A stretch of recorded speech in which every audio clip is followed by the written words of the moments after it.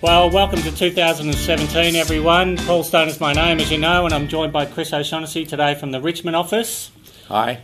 And so we're going to talk about December, but the Richmond office was our singular best office for the month in December. 28 sales. Fantastic job from the team, really. It was the last minute sort of rush too, wasn't it? It was sort of caught us by surprise. A lot of sales the last day in December. Yeah. Unbelievable. And also, which is fairly typical, unbelievable prices at that time.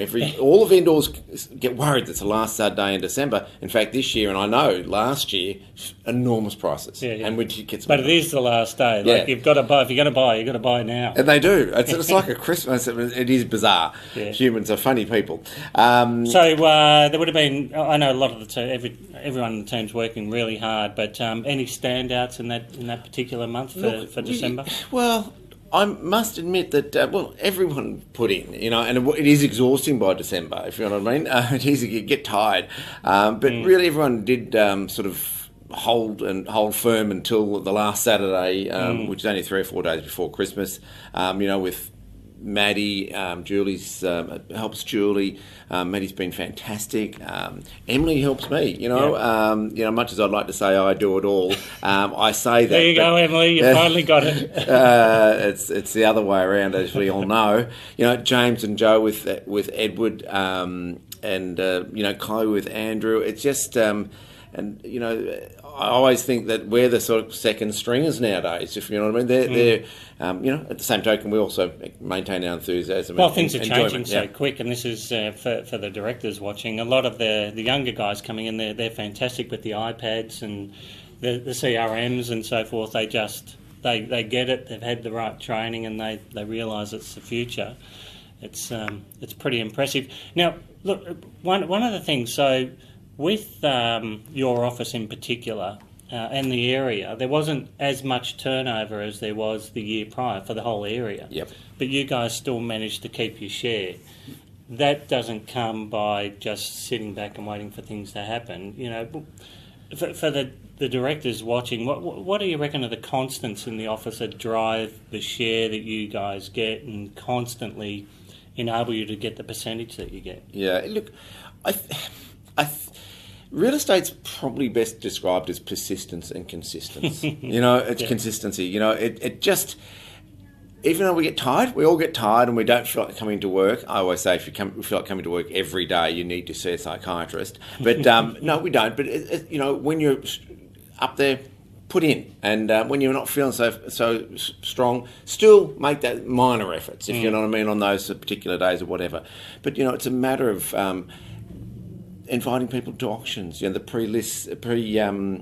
pre-listing, of course. Kits are so important. If you don't do a pre-list kit these days, I just don't know what's wrong. And if you have never received one of Chris's, you've missed out on the Bible, because it's right. pretty big. Yeah, you have to cover for all bases. But it's the same thing.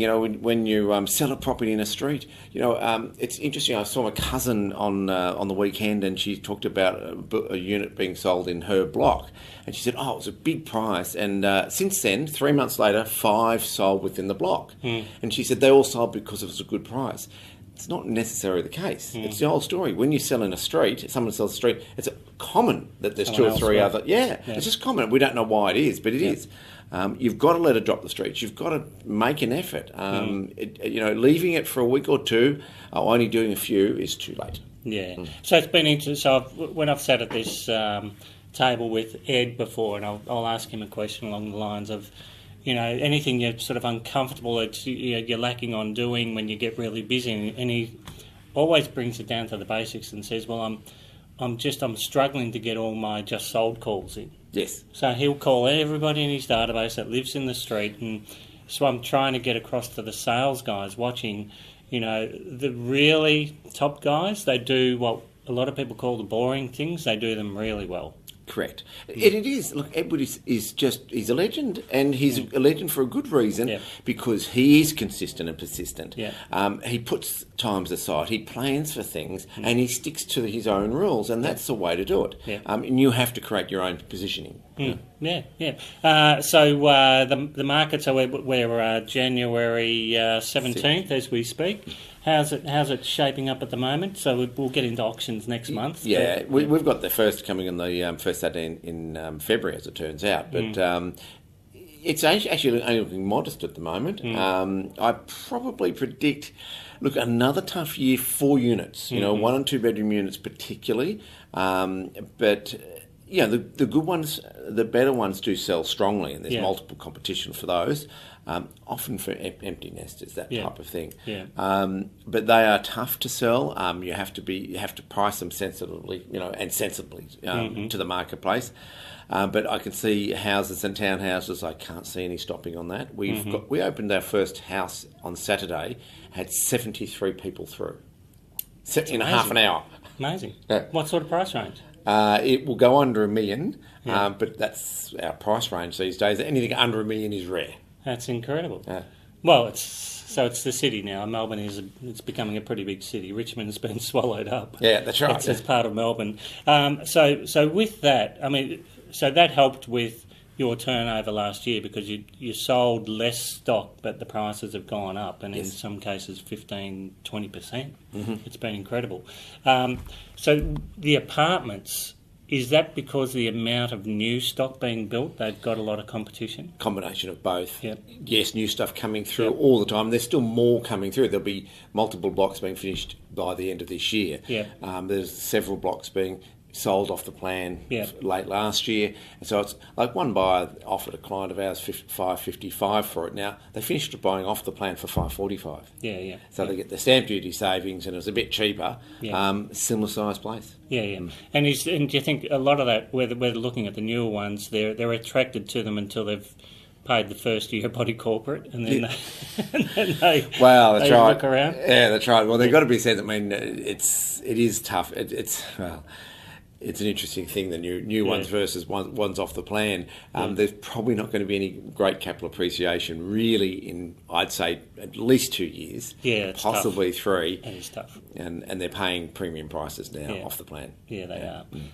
And for God's sake, if you are looking to buy a new apartment, try the real estate agent first, because if it comes through the accountant or the solicitor or whoever it may be, chances are it's up there in price. Yes. So. Certainly do your research. As simple as that. There's nothing wrong with buying them off the plan. There's nothing wrong with often the prices also. Some are well overpriced as far as I'm concerned, but some are not too bad. Yeah. And you do get the benefits, of course, because you get the delayed payments and you also get the stamp duty savings. Yeah. And, of course, if you're looking for investment, you get the full depreciation. So there are benefits to that. I don't have any problems with buying off the plan. That's right. Just pick the right thing. Yeah, exactly. So shaping up okay. Can't see in the first quarter much happening with interest rates, and jobs seem to be pretty standard. So for people watching that are thinking of selling, it's I don't think there's ever been a better time.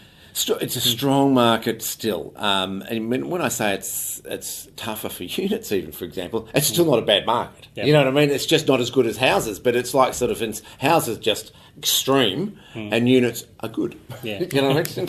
Yeah. Well, mate, 28 sales for the month of December. It's a credit to you guys. It was a huge month.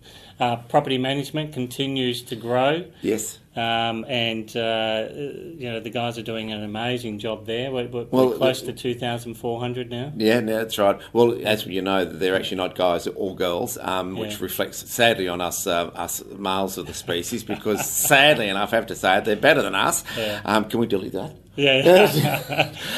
Don't worry, they know they're better than us. They are fantastic. Our girls are just, they have a tough job. They do a great job. Yep.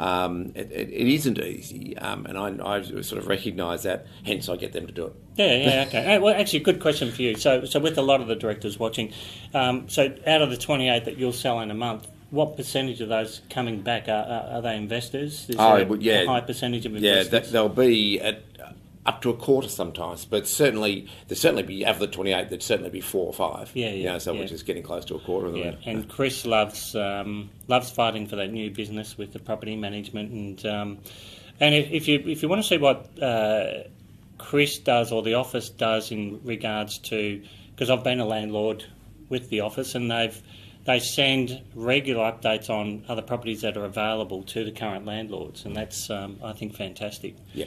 It really does work.